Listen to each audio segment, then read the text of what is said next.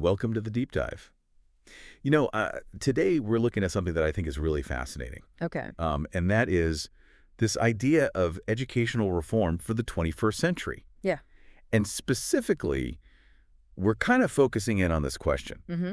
How do we move in education from just acquiring knowledge to actually creating it? Right. Yeah. It's all about giving students the skills, to think critically and to collaborate, Right. problem solve, Yeah, go beyond memorizing facts. exactly. And what's interesting is we're looking at this Mm-hmm. through the lens of a school leader seminar that took place all the way back in 2011 Wow. at the National University of Singapore. Okay. And what's interesting is even back then, Mm-hmm. they were talking about open educational resources Right. and the potential of physics simulation. Yeah. Simulation. Imagine that in the classroom Wow. That's forward thinking. in 2011. Yeah, for sure. So this seminar wasn't about throwing out the old ways of learning. They definitely acknowledged the value of acquiring and deepening knowledge. Of course. Yeah. But there was this underlying question. Mm-hmm. How do we also empower students to become knowledge creators? Yes. So what do they mean by knowledge creation? Whoa. And how do they think schools could actually make that happen? So one example that really stood out from this seminar came Yeah. from River Valley High School right here in Singapore. Oh, wow. And they had this really cool project where students were learning physics Okay. by analyzing videos and actually building models. Hold on. Students creating physics models. That sounds really hard. It is challenging, Oh. but in a way that makes them really engage with the material. Uh-huh. And to make it even better, all of the resources for this project were shared online Wow. as open educational resources. Oh, that's so cool. So that's a perfect example of knowledge creation in action. I could already see how this approach could really spark a love of learning for students. Absolutely. But I imagine it takes a different kind of teaching style, For sure. not just lecturing at the front of the classroom. Absolutely. And the seminar spent a lot of time discussing the right teaching methods Okay. or pedagogies needed to support knowledge creation. So what were the main ones? What kind of teaching methods did they talk about? Well, they highlighted two key approaches: Okay. self-directed learning, or SDL, and collaborative learning, which is called L. Okay. So SDL is all about students taking charge of their own learning, setting goals, Right. and driving the process. Okay. And then call till, as you might guess, is all about working together. Yep. Bouncing ideas off each other and solving problems as a team. It seems like those ideas are getting a lot of attention in education these days. Yeah, they're really important. I'm guessing technology also played a big part in what they were envisioning. Absolutely, yeah. So what did they talk about in terms of technology? So one suggestion that I thought was interesting was using blogs. Blogs. Yeah, blogs written by school leaders, teachers, and students Okay. as a way to manage knowledge. Huh. Everyone's sharing their insights and learning from each other online. So kind of like an early version of what we see today with online learning communities. Exactly. And they even gave a shout out to a physics teacher, MDM Chang, for using blogs in her classroom. That's amazing to see how these ideas were already forming back in 2011. It is, yeah. But how did they talk about putting this all into action? Right. It seems like it would take more than just setting up a blog. Yeah, you're right. And they dug into that with this concept of the pedagogy of doing, Okay. particularly using simulations. So Yeah. it's like creating hands-on experiences Mhm. so students can actually explore physics concepts. Right. Like not just reading about projectile motion, but Right. actually virtually launching balls and seeing how changing things affects their trajectory. Okay, now that sounds a lot more engaging than the physics lessons I remember. I think so. I can see how that could lead to some real aha moments. Yeah, definitely. But did they talk about how teachers need to have the skills to use technology in their lessons? Yeah, they did. That They emphasized that teachers need a solid understanding of how to blend tech with their teaching. Right, because that's crucial for making this kind of learning actually work. Absolutely. So they have this vision for knowledge creation. Yeah. We're talking about new teaching methods, Right. emphasizing technology. Yes. But what about assessment? Okay. How do you actually measure something like knowledge creation? You Right. can't really capture that in a multiple choice question, can you? You're exactly right. And that's something the seminar really wrestled with. Yeah. They recognize that traditional exams just aren't enough to assess these 21st century skills. So what do they suggest instead? Well, they talked about looking at a broader range of things, Okay. like student investigations, reports, presentations, Okay. and even creative works. Interesting. They also discussed using e-portfolios, Okay. where students could showcase their projects Yeah. and reflect on what they learn. Yeah. Like imagine a student presenting their physics project. Okay. Not just with a report, Right. but with videos of their simulations and their thoughts on what they learned along the way. Right. That makes a lot more sense.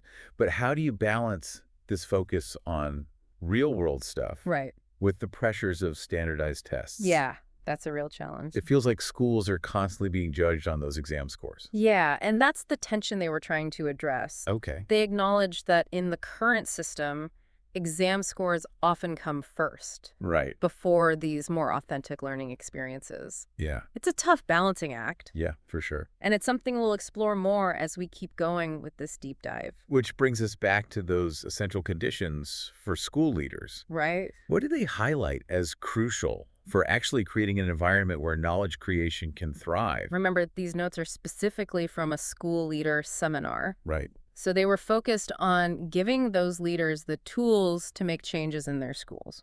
So what were some of the key takeaways for school leaders?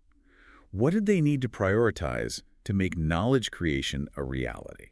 Well, one big thing was empowering teachers. Okay. They talked about the need to support teachers in designing worksheets that include simulations, Right. and even helping them develop the skills to design their own simulations. Wow. Imagine teachers becoming creators alongside their students. Exactly. That's a powerful image. But I keep coming back to that challenge of balancing this with standardized testing. Yeah, it's tough. Do they have any suggestions for bridging that gap?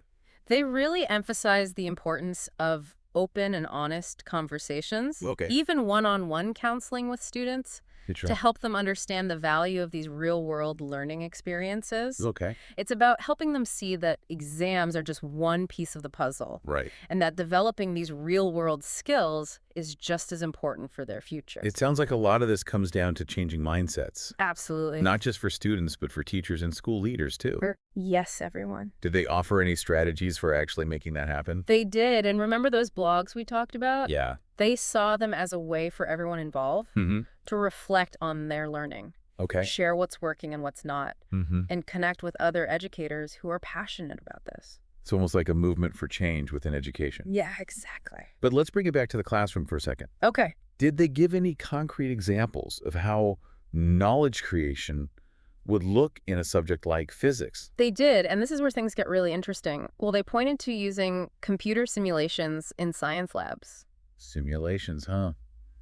That kind of makes me think of those like virtual frog dissections Oh, yeah. we used to do in high school. Yeah, we've come a long way since then. Yeah, I bet. These are much more advanced. Okay. Imagine interactive models where students can change variables, test hypotheses, Okay. and design their own experiments. Interesting. They even mentioned a specific software called Tracker for video analysis. Tracker. Okay, can you give me an example? Sure. Like, how would this actually work in a physics class? Let's say you're learning about projectile motion. Okay, like launching a ball or something. Right, exactly. Yeah. So in a traditional classroom, you might watch the teacher demonstrate, Yeah. take some measurements, Right. and then use formulas to predict the ball's path. Sounds familiar and kind of boring, to be honest. Yeah, exactly. But with a simulation, Yeah.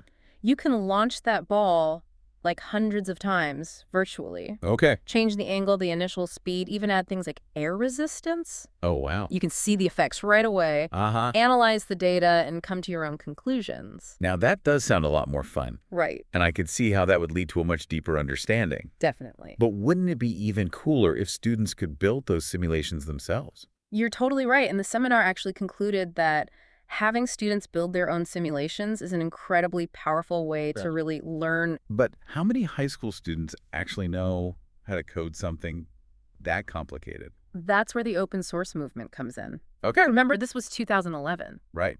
Even then, they were talking about free open source software and resources online Okay. that let anyone, even beginners, create pretty sophisticated simulations. So we've got the technology, the resources, these new teaching methods like SDL and CoL. Right. Sounds like we have everything we need for a revolution in education. Yeah. So what's stopping us? Well, the seminar wasn't all positive. Okay. They knew there were some real challenges to making this happen. Okay, so what were the biggest obstacles they saw? One major concern was teacher capacity. Okay. Even with the best tools, it takes time, training, and support for teachers to feel confident using these new approaches. That's true. Teachers already have so much on their plates. Exactly. It's a lot to ask them to change everything. And of course, there's the big issue of standardized testing. Right. As long as schools are mostly judged on exam scores, it's going to be hard to fully embrace these more innovative, project-based ways of learning. It's that age-old problem. How do you get students ready for exams while also encouraging them to be creative and learn real-world skills? Right. There's no easy answer. Yeah.